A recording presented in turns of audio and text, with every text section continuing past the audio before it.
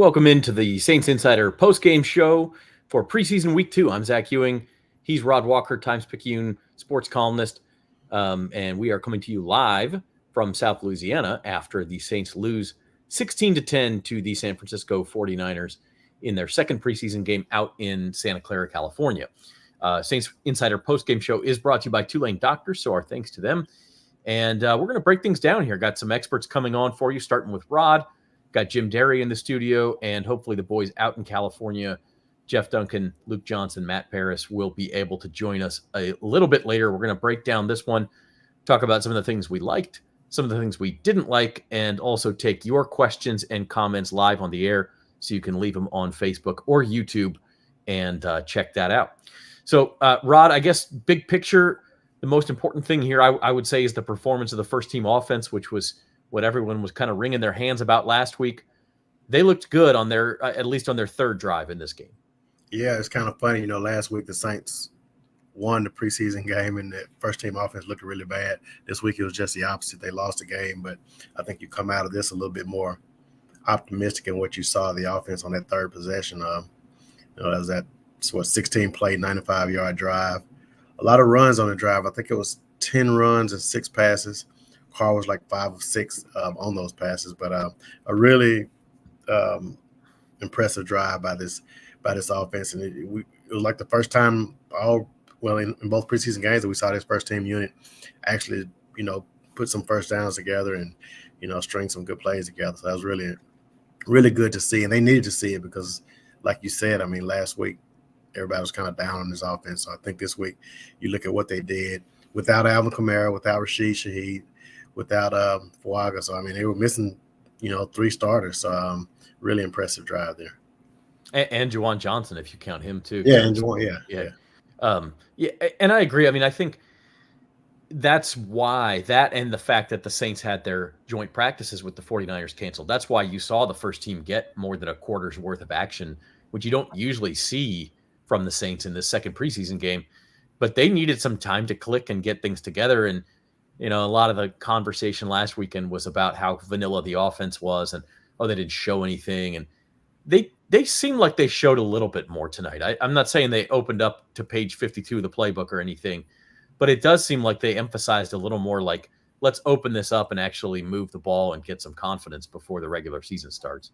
Yeah, I listened to Derek Carr's interview during the game. He still thought they were pretty vanilla is what he said, I think. But, to me, I think the ability to run the ball opened things up for them. They were just able to – they got yards in chunks. I think that first-team unit, they averaged 4.9 yards a carry, which is really good, especially for a team that was, ranked toward the bottom of the league last year in rushing yards per carry. So, if you average 4.9 yards a carry, that would have been like third in the league last year. So, that's really impressive. It was Jamal Williams, and Taysom Hill, basically, that's kind of who was doing most of the heavy lifting in the run game. And, they can do that. That can really make this offense better. And it kind of alleviates some of the pass protection problems that we saw last week. If you can run the ball, it gets you out of a lot of those, those second and longs and third and longs. If you get out of those situations, that only makes you better.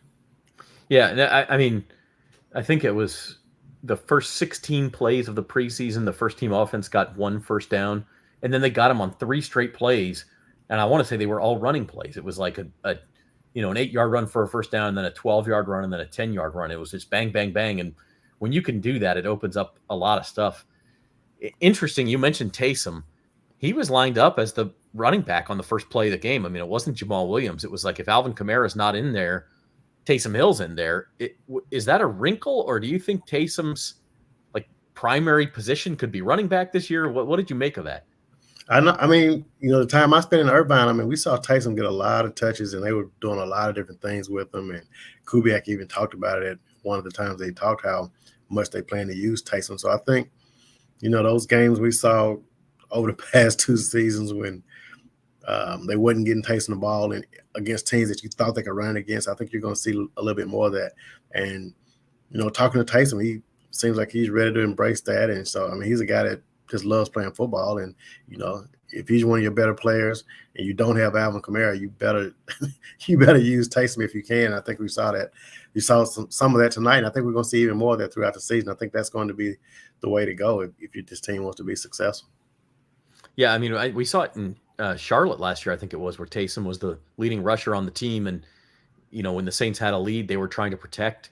They gave him plenty of carries. I mean, the guy's been effective as a running back. So it's not crazy to think that he could be right there, especially if Alvin does have to miss some time or he proves that he is on the backside of his career and is not effective. I mean, you've got a guy right there who's shown he can do it.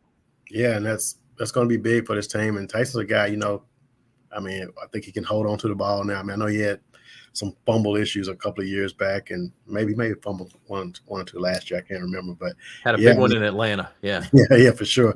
So I mean, if he's a guy that if you get a lead, he can milk the clock for you. But on this drive, I mean, he was like you mentioned the first play. I mean, that tells you, how much they plan to use him, and it's a weapon that most teams would love to have. Yeah. Well, keeping it on the offense here before we turn the attention to the defense, Rod, just a couple more things. The second and third string quarterbacks, Spencer Rattler, Jake Haener, they played in that order tonight. Not as impressive as they were last week, I didn't think. You see their numbers there on the screen. Rattler 4 of 8 for 27 yards. He lost a fumble. Jake Haener 7 of 13 for 71 yards. It appeared for a second like he lost a fumble. It was overturned on review. He led the team down, close to the red zone on that final possession, but the final pass to A.T. Perry in the end zone falls incomplete. Who were you more impressed with, or were they both just kind of mediocre to the point where we think the Saints may have a problem here? I thought Haener, I get him the edge tonight. I thought Rattler really struggled. You mentioned the fumble, but he also got sacked twice. He's gotten sacked 3 times in the preseason. If you count last week, he's the only one that's gotten sacked. I mean, Haener you have to kind of factor in, I guess, like who's playing behind which offensive line. But tonight, Rattler was in earlier, so you assume that, that offensive line was probably a little better. And I thought Haener on that last drive, and even maybe the drive before, I thought he made some big, he made a couple of good plays. And even Dennis Allen alluded to it in the postgame, how he thought that Haener made some plays that were, pretty good down the stretch. He just couldn't get them into the end zone. But I would definitely give Haener a slight edge tonight. And even if you look at the overall stats, I mean, he's thrown 100. I tweeted it out. I can't remember, but I kind of tweeted out the entire, the quarterback stats from the preseason. And, Haener's numbers look better. And again, you have to kind of weigh who they're playing with and all that. But I do think he had a slightly better night tonight. And I think if something was to happen to Carr tomorrow and they had to go into the season the next day, I think Haener would be the guy that you'd start. I just think he's just been a little bit better, a little bit more. A lot of people have kind of fallen in love quickly with Spencer Rattler, and he's kind of the shiny new toy. But I agree with you. I mean, I thought the Saints were going to score on that last possession up until Stanley Morgan committed that holding penalty on the first down play right before I think it was right before the 2-minute warning or right after the 2-minute warning, and all of a sudden it's 1st and 20, and you're going, okay. Actually, I think it was 2nd and 6. It was a 2nd and 6 play, so it was 2nd and 16. And at that point, I don't know, you're behind the sticks. You got a short field. Jake Haener couldn't quite get it done. A couple of tough throws, but I really thought he looked like, like you said, if you had to turn to him in the third quarter of a game where you're trying to protect in a close game, a lead, or trying to come back from a deficit, he's the guy you put out there. Yeah, I mean, he had a really good pass to Austin, I think. I can't remember what down it was. He did have one that I thought he should have completed, and he just kind of overthrew it. It was a pass he had kind of rolled out on, and he should have just kind of drifted in there, and he put too much on it. And I don't know if that was. I don't think that was the last drive. That was an earlier drive. But so I mean, he had some missed opportunities, and you just got to hope those guys learn from those. It's just a second preseason game. Still have one more to go. So I mean, there's some room for improvement. I don't. Anybody who thinks that, and I said this last week, I mean, if you think Derek Carr is not going to be starting this season, you're crazy. I mean, he's the starter. He's the best quarterback on the team, and he should be starting. And I know everybody's excited about having a quarterback competition and all that, but you got to be patient with those guys, and you got to hope that Derek Carr, hope he stays healthy right now. I mean, if this team wants to succeed, they need Derek Carr out there. And I thought the offensive line played a little better today. I mean, I don't And I mean, this is just on the first watch of the game, but I don't remember seeing a lot of plays where they were just. It wasn't like last week. I thought last week you could see some issues, and you didn't see that tonight. I didn't feel like. Yeah, it's a little bit like a baseball umpire. If you didn't notice him, he probably did a good job. Yeah. And I think like for Trevor Penning, no news is good news tonight. Like Right. you didn't really notice him, which means he didn't blow any protections. He didn't commit any penalties. And that's improvement. You don't want the guy necessarily to go out and I mean, obviously you'd love a bunch of pancakes, but you don't need that. You just need him to be solid. And Right. I felt like he was better tonight. Right. And I mean, you saw the holes these guys were running through. I mean, we kind of I was coming from somewhere. Yeah. Right. I mean, we always talk about the pass protection, but I mean, the run blocking I thought it was good tonight. I mean, guys were running through holes, and so to me that was a big improvement. Real quick, Rod, before we let you go on the defense, I thought the defensive line was really the star of the show. Chase Young was in the backfield on every play. We continued to see some burst from Brian Brzee, who looks dangerous. Nathan Shepard getting pushed up the middle. We saw Cam Jordan rotate into the middle and get some pressure. And even after that, Isaiah Foskey had a better night tonight. He was in the backfield a couple times. Like they really seem to have ratcheted up that pressure. Yeah, and that's kind of been what we've seen in camp. I mean, and if somebody asked me what was the strength of this team right now, I'd probably say the defensive front. I mean, obviously we talk about the cornerback and we talk about how they've added some depth at linebacker with Willie Gay and how good Anthony Orchard is playing. But to me, the guys up front are playing really well. I don't think you even mentioned Carl Granderson, who was, he was credited with a sack on that play when he chased Brock Purdy, and Purdy ran out of bounds, obviously behind the line of scrimmage. They got a sack for that. So they've been able to get to the quarterback and cause some pressure, and that makes everything easier on the back end. And we feel like this secondary is good anyway, even though, I mean, there was no Marshawn tonight, no Adebo tonight. Kool-Aid McKinstry got hurt with what Dennis Allen said was a knee injury that he doesn't think is it didn't sound like he thinks it's serious. He thinks they escaped it being something bad. But, yeah, I mean, those guys up front are going to make it really easy for those guys on the back end, and if they can continue to put this pressure on like that. And what people have seen from Chase Young is literally what we saw in camp once he started playing. I mean, he's just been dominant. And I was actually talking to somebody today just about how good Chase Young is, and I think he can really be a difference maker for this defense, and just makes things a lot better for that unit. Yeah, 100%. Rod, any other final takeaways? We're here for the preseason hot takes, man, between week 2 and week 3. Probably the least exciting week of the year in NFL circles, unless you're one of those guys who's, am I number 52 in the roster? Or am I number 54 on the roster? I mean, it's going to be a big week for those guys, but what are you kind of looking for as the Saints come back to New Orleans? Just want to see his offense continue to get better. I thought something that I did like tonight, I thought they cleaned up on the penalties. I think they may have ended with 4, but last week I thought they were a little sloppy. They come out tonight and have Foster Moreau has a false start on the first play of the game, and you're like, oh boy, here we go again. And then they cleaned it up. I mean, I think they had 2 penalties on special teams, and I don't even know what the 4th one was, but they had the holding call late against Stanley Morgan, I think was the. Okay, that one, yeah. You had the one on Rod Teamer on the punt or something, and then you had I think a guy on the Saints moved too early on the new kickoff or whatever. Did he get penalized for that? I don't know. I think that I can't remember. Yeah, they may have ended with 5 technically. I don't have it in front of me. But, okay. But yeah, I thought they were points taken. Yeah.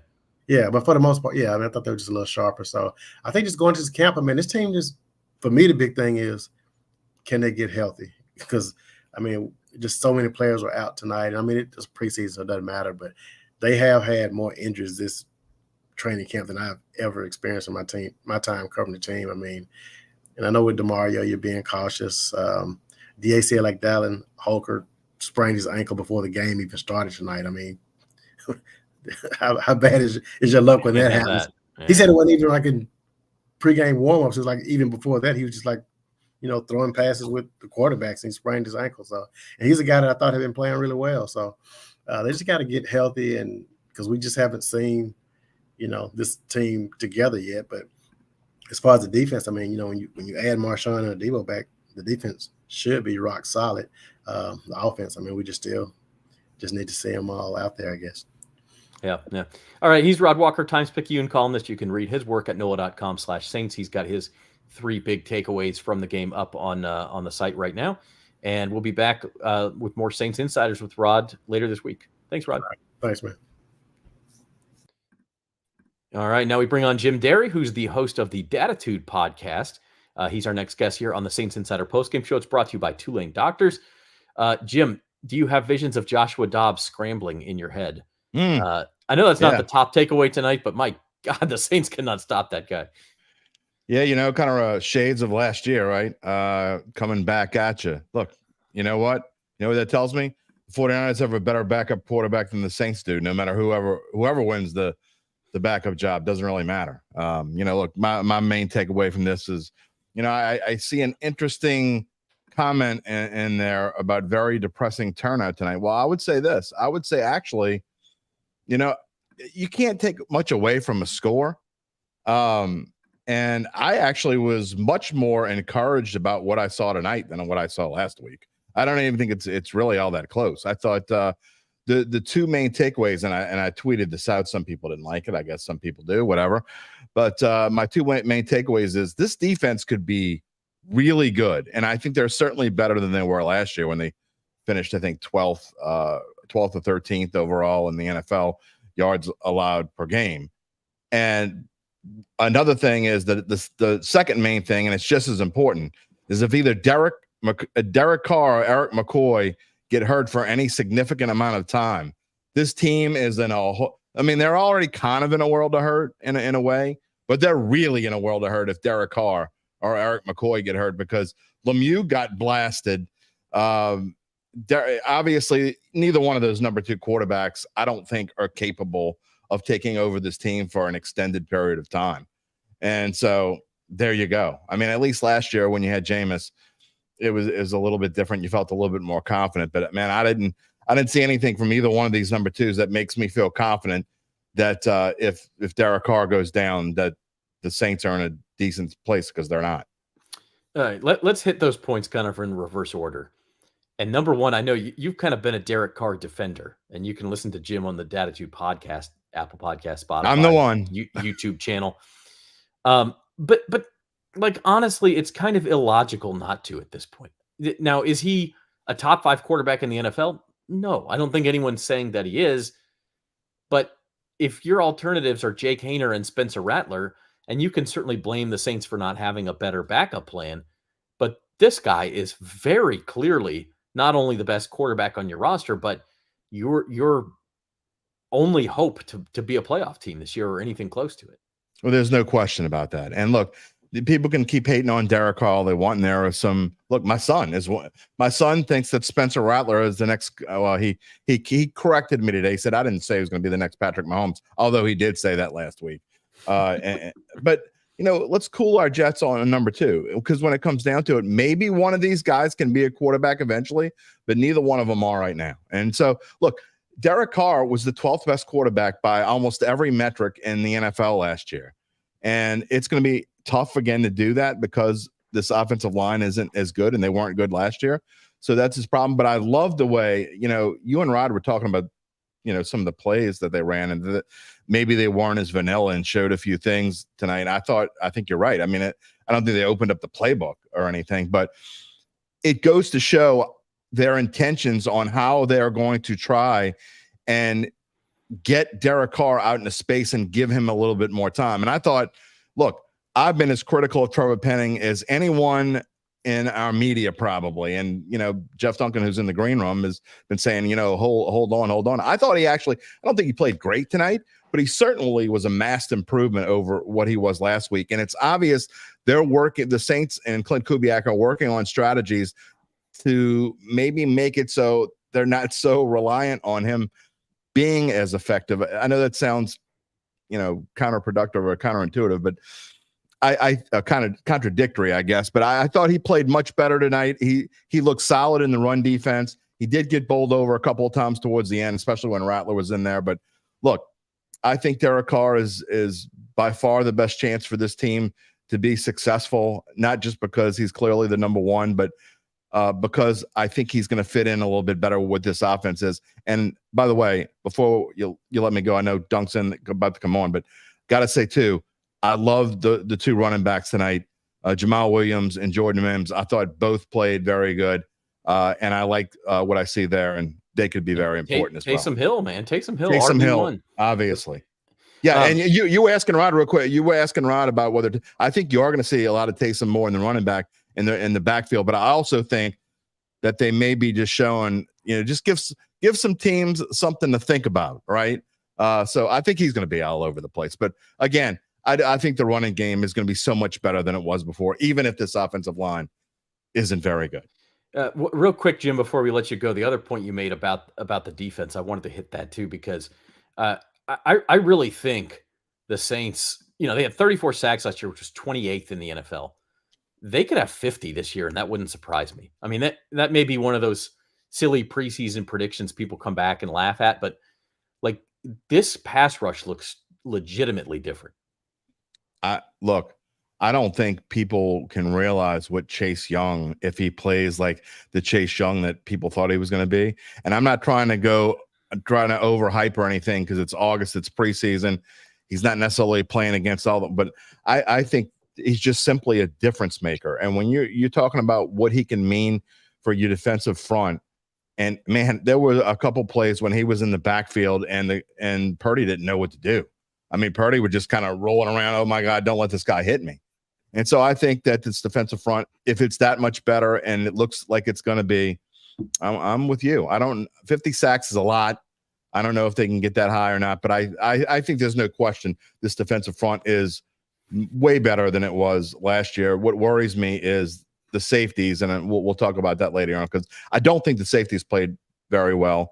There could be an issue there. I'm not bringing up Justin Simmons tonight, but I just thought that the defense as a whole, very, very good, and could be one of the best in the NFL.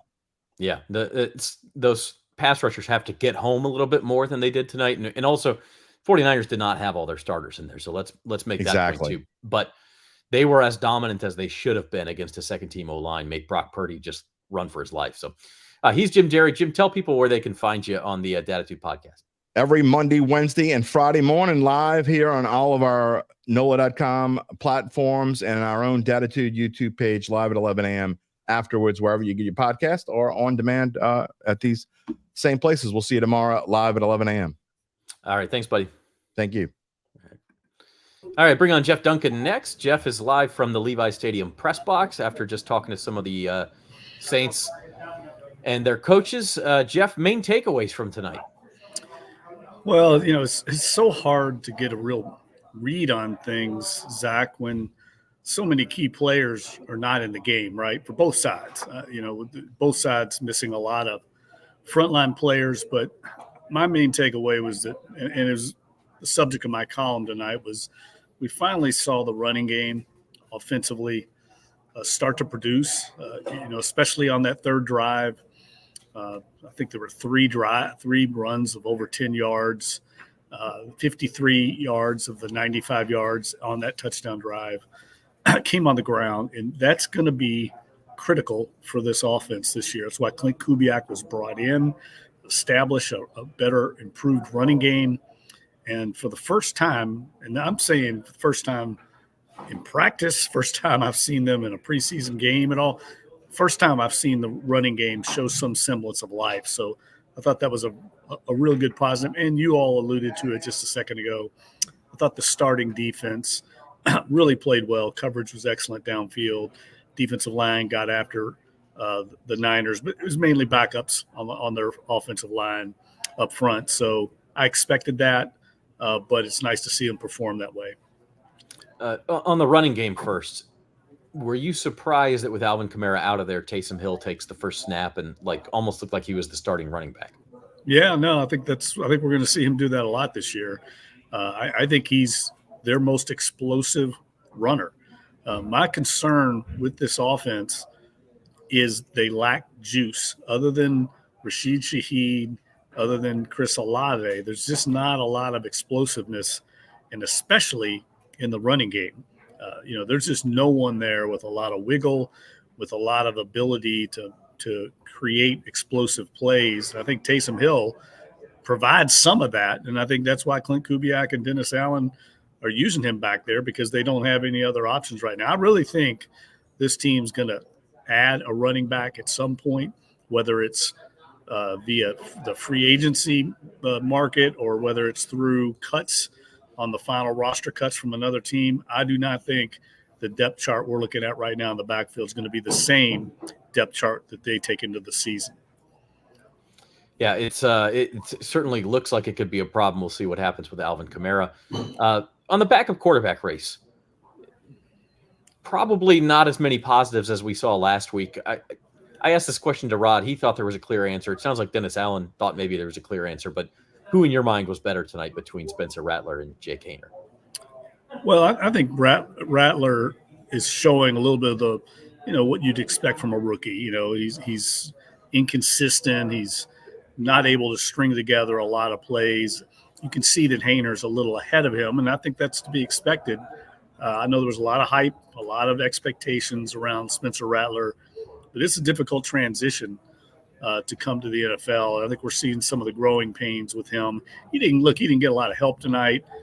Some center snaps that went awry and put him into some difficult down and distance situations. But he's kind of hit a little bit of a rookie wall here the last week or so. And I think Haener's clearly established a lead over him for this backup quarterback job. Anything else? You talked about the defense, but positives or negatives takeaways from tonight, Jeff? Well, I thought negative. I didn't like what I saw in the punting game at all. There's just not a lot of distance on the punts. They got thoroughly outplayed in the kicking game by San Francisco. The Niners were able to kind of flip the field a few times because their kicking game was much better. I know that's disappointing to Darren Rizzi. Obviously, you don't want to see any injuries, losing Kool-Aid McKinstry early. He needs every snap he can get. So we'll see how serious that is. Sounds like it's a knee injury. Dennis Allen indicated that it wasn't something he felt like was going to be serious, but he didn't go into great detail. And I thought we saw some improvement out of Trevor Penning and the offensive line tonight. We mentioned the running game. I thought the pass protection was a little bit better as well. Look, they're still vanilla. I talked to Jake Haener afterward. I said, was that drive kind of what we want to see out of this offense? And he said, well, yeah, production-wise, the way we mix it up, that's what we're striving for. He said, but you're not seeing anything like what we're going to unveil in game one with motions and play actions. There's going to be a lot more window dressing to this offense than what we're seeing right now. So, again, I think they took a step forward in that area, but there's still a long way to go. And, again, they're playing against a lot of backup players right now for the other team. Yeah, 100%.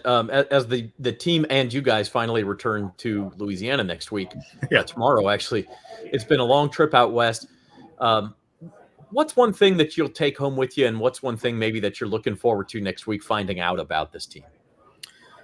Well, I think they've still got to figure out offensively what their identity is. I think it's still a work in progress. You got a lot of moving parts. You're missing Alvin Kamara hasn't been there. Kendre Miller hasn't been there. I'm concerned about the backfield. Like I said earlier, I'm concerned about the running game. For this team to be successful, they've got to be able to run the ball. And I don't know if we know that yet. I don't know if the coaching staff knows that yet because so many key players haven't been in the mix so far. I would love to see Alvin Kamara in this offense to see if it suits him, to see if he's going to be the old Alvin Kamara.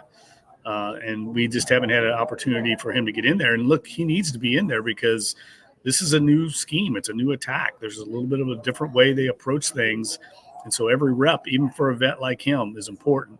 And Kendre Miller, it goes without saying, needs to be on the field. I know he's had some bad luck with injuries. So the running game is something I'm going to keep a close eye to. I like what I'm seeing from the defense, though, Zach. I think this defense, I know you all alluded to the pass rush. I'm not ready to say that this pass rush is going to be much improved. I think it will be improved. I don't know how much it'll be improved just because they're going against backups for the most part on these other teams. Chase Young going against a backup, he should win that battle. So we'll see. I'm reserving judgment there until I see it in real action. All right. He's Jeff Duncan, Times-Picayune columnist. As he mentioned, you can read his column about the Saints running game and how tonight was really the first night it showed signs of life in this preseason. That's up on NOLA.com/Saints, and continue to read his work there. And we'll see him later in the week on the Saints Insider podcast. Thanks, Jeff. All right, Zach. See you on the other side when we get back home, bud. All right. And now bringing on Matthew Paris, who's a Saints beat writer. He's there at Levi's Stadium live as well after talking to the Saints. Matt, talk to me. What did the Saints say? How did they feel after this one? Obviously, a loss on the scoreboard, but maybe some positives to take away. Yeah, I think they were encouraged with that third drive. I mean, that was really all that kind of they needed to see tonight. I mean, it was important for the Saints to at least to get some momentum going.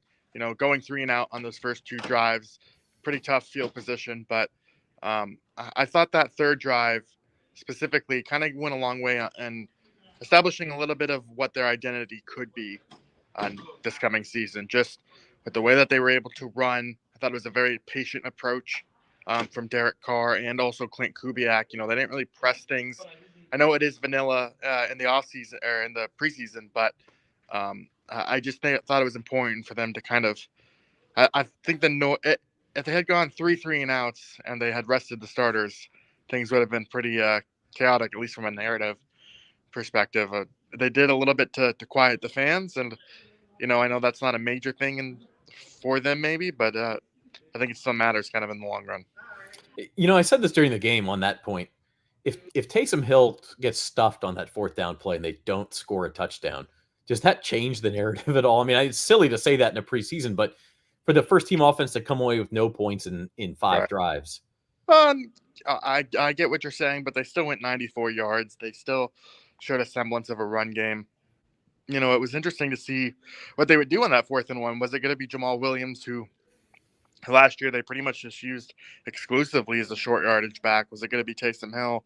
Or was it going to be, Derek? You're not going to have Derek Carr go across the goal line and in a preseason game, but maybe in a regular season game he would. So they had a lot of options there, and I thought it was really interesting the way that they used Taysom Hill tonight, not only as a running back but as a fullback as well. Yeah, I was going to ask you about that next. He lined up with the very first snap of the game at running back.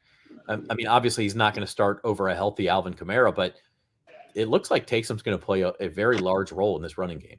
I completely agree, and I actually think the fullback snaps might have been a little bit more notable, as we talk about the 53-man roster and what the Saints are going to do there. I mean, we saw Adam Prentice out there with the starters, but, we know that fullback is a very important position for Clint Kubiak's offense. They like to have a traditional one, but that doesn't necessarily mean it has to be Adam Prentice. It could be Taysom Hill if they feel like he's really adequate there in blocking. We saw him get out and lead space, and he's not just a runner for them. He's a blocker. I think he's really come along in that area. And so I don't know if Adam Prentice's job is in danger per se, but I just think it gives them options in case they want to use the roster flexibility to keep, say, 6 receivers instead of a fullback. Yeah.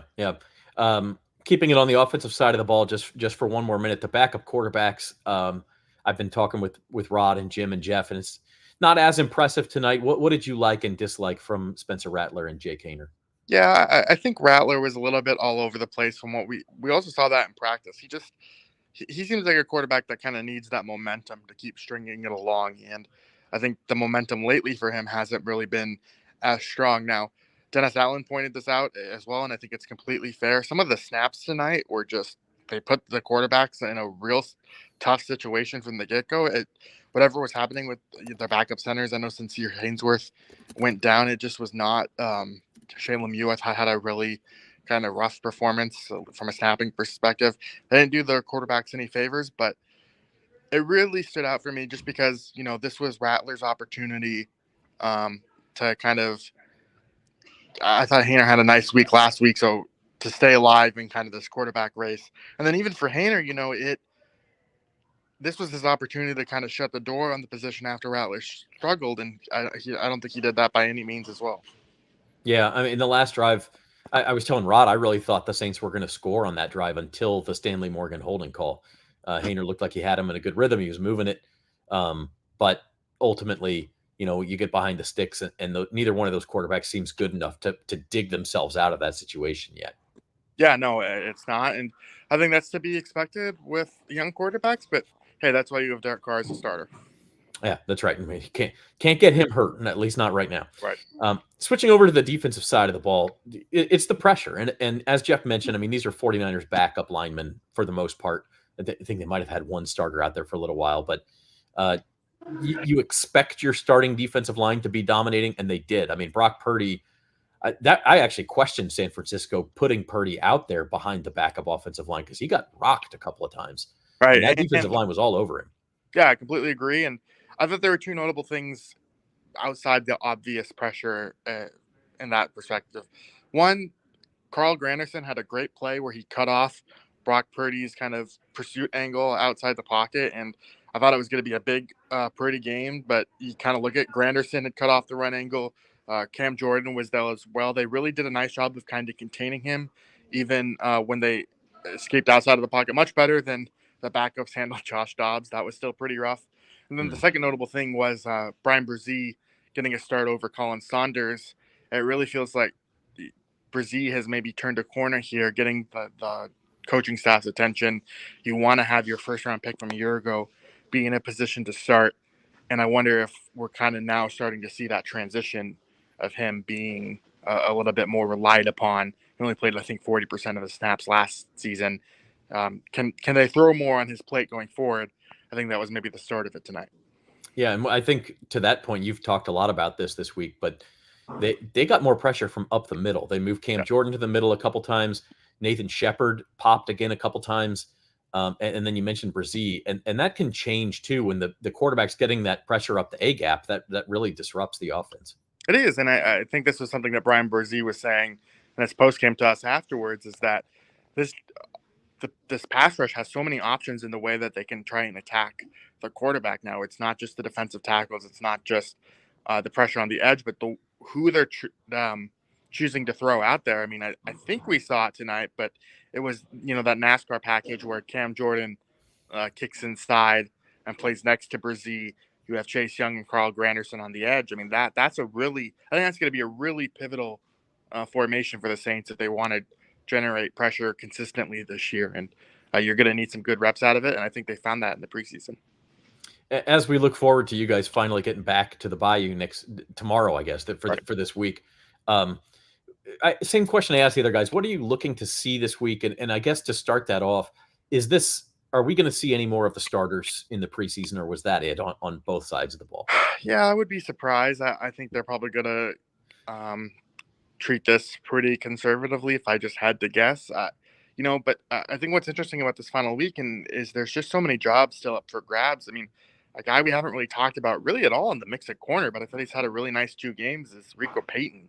He's not someone I think would ever be on my radar just based on how he's performing in camp, but yet he had a really nice game tonight. They went after him. He held up firm there. And then, I think kicker, I was listening to Jeff before this, the punting battle. I thought Lou Hedley had a pretty firm grasp on this job, but frankly, I thought he was kind of awful tonight. And then kicker, Blake Grupe and Charlie Smith. I mean, I think anytime in the third game, if they're in field goal range or outside it, I mean, that's, just keep it conservative and see how those guys do kicking. We need to see the 60-yard attempt, man. That's what the people want to see. Give them what they want to see. Sure. It strikes me, as you mentioned, the specialists, and I know Luke's been following this closely too, but it seems like the kicker job is undecided because both guys have been pretty good, if a little inconsistent. The punter job, on the other hand, is undecided because neither guy has really done anything to grab it. Yeah, I would agree with that to a point. I mean, I think the reason the kicker job is open is because every time you think these guys are doing good, they'll have a kick every once in a while that you go, what was that? And it just doesn't seem like any of them can just take that next push, that they miss a 44-yarder here and there. Like, it's just not that consistency you would want to see out of the kicker. The punter, I mean, they look like the punts look good, but then you look at the field position and then they're not good. It's just, I don't know if the Saints have like an NFL punter on their roster at this point. I don't think I think they have a kicker, but they don't have a punter. I don't know. 20 days to the regular season, folks. So that's one area of concern. He's Matthew Parrish. You can read his work on NOLA.com/Saints. We appreciate the walk and talk there through the Levi's press box. Appreciate it. Yeah. All right. And finally, we'll bring on Luke Johnson, our other beat writer. Luke's also there in the press box on the other side, getting the window view. Luke, let's start where we left off with Matt. Let's talk about those specialists because I know you followed this. The punting was really bad tonight. Yeah, I was remarking on that with Matt in the press box. That's as bad as we've seen Lou Headley in particular look all throughout camp. That's kind of what he looked like last year, and that was a point of emphasis for him, and especially when he was kind of backed up and deep in his own position, was to hit those spiraling kicks at flip field position. He had an opportunity to do that tonight, and he couldn't get it done. And then the one where he was probably his longest punt of the night, he kicked it into the end zone. And then Matthew Hayball didn't really seize the opportunity either. So I don't know. I think both those guys, we've seen him perform better in camp. I think both of them had decent performances in the first preseason game, but they can't go out and have another performance like that in the final preseason game. I mean, if they do, the Saints might be in the market for another punter. Yeah, and other teams who have two punters will cut one inevitably before the season. So the Saints, they don't have to go with Lou Headley or Matthew. Right, and another thing is obviously they need to perform better than they did tonight, but I think the Saints' criteria for what they're looking for, much to the chagrin of a lot of Saints fans, is different than just pure yardage on the punts. They want directional control. They want to eliminate the return game. They're okay with a 41-yard punt that is a 41-yard net. What they don't want is a 55-yard punt that's a 35-yard net. Because then it ends up being less than the 41-yard punt. So their criteria are different, and it's something just to keep in mind when you're watching this unfold. Yeah, and the one with the big return could turn into a lot worse than that if you're not careful. So, right. Saints lose 16-10 to the 49ers in preseason week number 2. This is the Saints Insider postgame show brought to you by Tulane Doctors. Zach Ewing with Luke Johnson. He's our Saints beat writer. He's wrapping up the night for us here. Luke, main takeaway, went over with the other guys, but it's got to be that first team offense just finally getting on track right when we thought it was going to be another dreary night and another week of angst in Saints land. They finally put it together, and it started on the ground. Yeah, and I thought that's we've seen a lot of that in training camp with the ground game looking really good with this really wide zone heavy rushing attack they've been implementing. Pre-snap motions. You look at the game last week. It was. I commented to somebody last week that it was like sugar-free vanilla. Like it was like the most basic offense they could have run.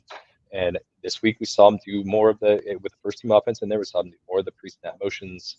We saw them do some play actions, some bootlegs, and then they built everything off that run game, and it looked really good tonight. And that's what we've kind of consistently seen in camp.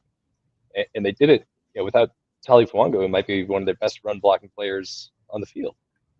So yeah, I was really, really encouraged by that, because if they can run the ball like that, it's going to make a lot of things that they do on offense work. Their entire offense is going to be built around that run game and playing off of it. So it's going to help their pass protection. It's going to help their quarterbacks in the boot game and the play action game. It's going to make them a lot harder to defend when the defense knows they have to be prepared for that. So I think I was super encouraged by that. And even on those first two drives, they got kind of behind the sticks on those a little bit. There was a false start, I think maybe on the very first play of the game. Where even the nice run plays kind of got taken back a little bit. So I'm very encouraged by what I saw, and I think that's what you wanted to see. It's what you needed to see out of this unit, because I doubt they'll play next week. You're supposed to remain impartial as a reporter, particularly in the press box. But for those who don't know, Luke Johnson is the biggest Taysom Hill fan on the beat. Oh, come on now.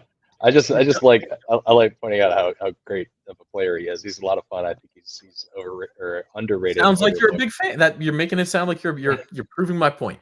So did you contain the fist pump when Taysom lined up as RB1 on that first snap? Of course I contained it, but I was just like deeply excited by what I was about to see.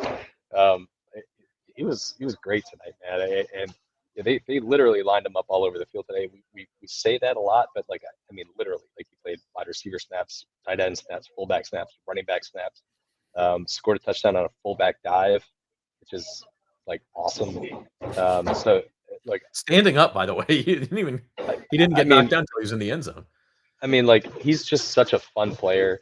He was lead blocking for Jamal Williams on a big gain. It's just like, I've just been waiting for it. This is my 7th season on the beat. I've just been waiting for them to just like take the governor off and just like let him go be a football player. And I think that's finally going to happen this year. And I think he's due for just a really, really fun season where he's going to touch the ball a lot more and going to do a lot more and making use of his really, unusual, unique talents. Wrapping up kind of the first team discussion with the defense and the same disclaimer I've mentioned before, this was the 49ers second team offensive line. I mean, they were not playing starters outside of a couple guys, Brock Purdy being one of them. But that defensive line looked, I mean, they were just wrecking havoc all over the place. Yeah, Brock Purdy had 7 dropbacks. He was sacked on 1, hit on 2 more, and pressured on a couple others. They were really getting after him, and this is a unit that had 4 sacks last week, and I think just about every single one of these training camp observation reports that we write every day, it seems like we're talking about how many sacks the defensive line. I mean, they have to carry it over into the regular season. We have to see it against somebody that's not the Saints offensive line, that's not the Cardinals and the 49ers second team offensive line. But like, you can see the talent there. You can see adding a guy like Chase Young, what that does for everybody else on the unit. If Brian Brzee takes a step forward, if Carl Granderson's now your number 2, if you don't have to rely on Cam Jordan to be Cam Jordan of 2017 and 18, like, you're in a really good spot as a defensive line. So I keep being encouraged just by the fact that we see it consistently, and no matter who it's against, it's an encouraging sign. We wrap up the discussion on the starters. Is this the last time we've seen the starters in the preseason? Will we see anybody again? Maybe a Trevor Penning against Tennessee?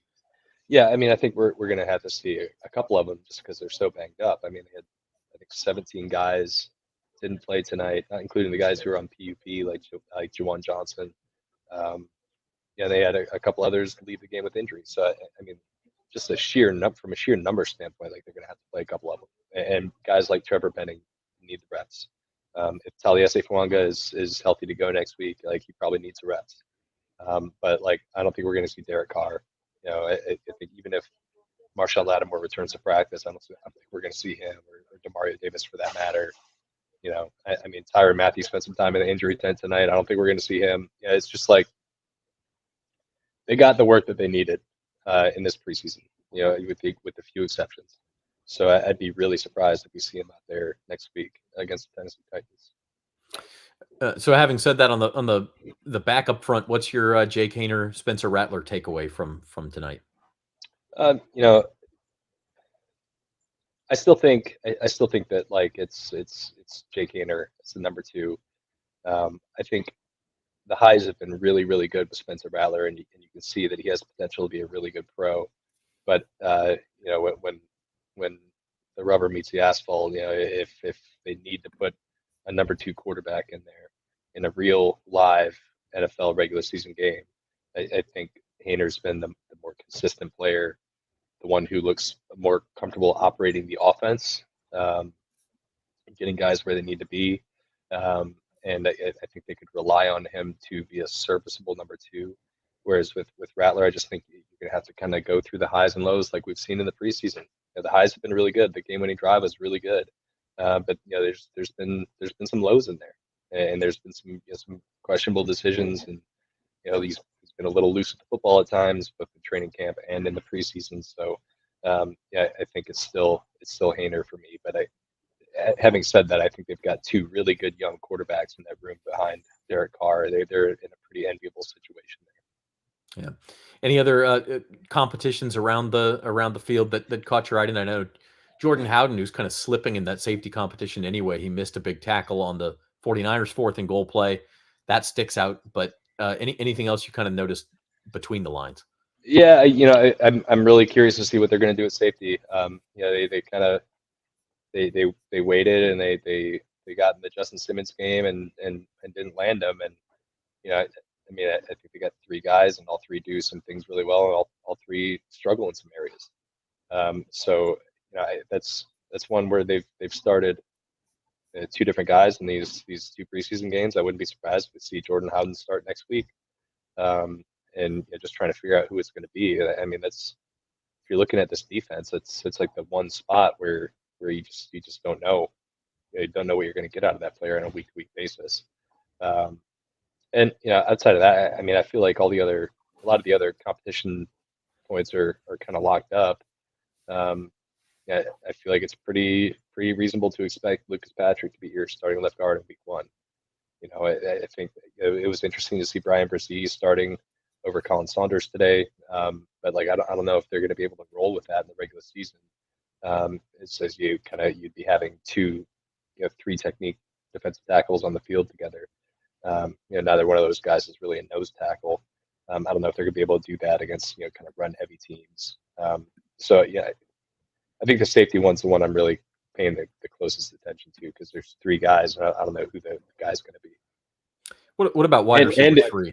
In Jordan Howden's defense, by the way, he whiffed on that tackle, but there's about like 12 Saints defenders who could raise their hand and say they whiffed on Josh Dobbs tonight. That guy looks like a Hall of Famer every time he plays against the Saints. That is true. The pastronaut. Yeah. So wide receiver 3, I think to me it's pretty clearly Cedric Wilson. He's obviously he's played a couple of years in the system and in Mike McDaniel's offense in Miami. I think he's just been consistent in the training camp practices. He had a play today. He probably wants back, but I think he's pretty clearly the guy there. A.T. Perry, he makes plays in games, and that's really hard to ignore. But just reading between the lines, talking to people about him, it seems like they just want him to do more besides what happens when the ball's in the air heading his way. So I think he'll be on the team.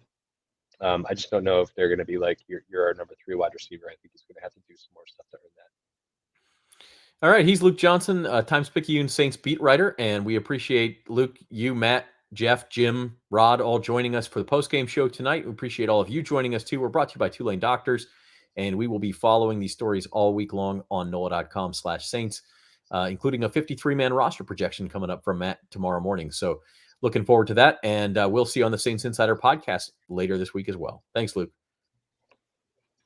And thanks to everybody else, and we will see you next time on the Saints Insider.